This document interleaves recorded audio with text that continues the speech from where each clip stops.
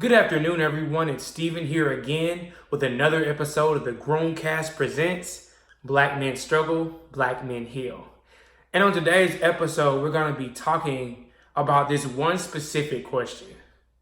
Are you comparing your apples to somebody else's oranges? So I know as a black man, as I've grown up and my parents and my mom and my dad have taught me that when you grow up and when you're doing anything, you have to be twice as good as somebody else. And for me, what I realized, I kind of took that as long as I only have to be twice as good as somebody else. When I reach that point, I can chill, I can come back, and I can ease up.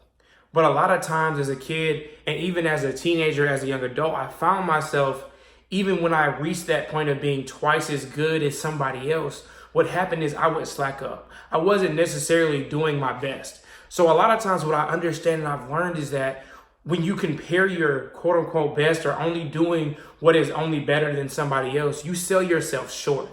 You really sell yourself short because you're not doing your best. So my parents they took that, but they also added on, hey son, you have to make sure that you do your best. And a lot of times what they kind of transformed into for me was trying to stun on other people and really just like, hey, you know what I'm saying? My success or my idea of success or my definition of success was always based on me doing something better than somebody else or me saying, oh, I got more than you or I'm better than you.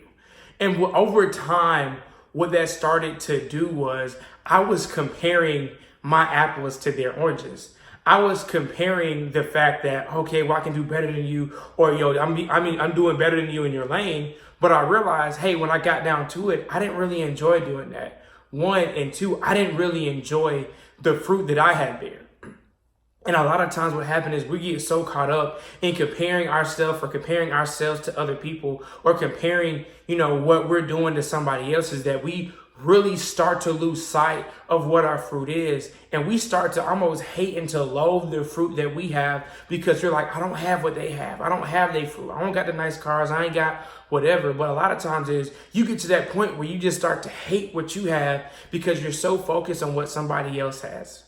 And I think it's so very important to remember that you don't have to worry about what everybody else has. Yes, you need to be twice as good as a black man in America, especially being in corporate America.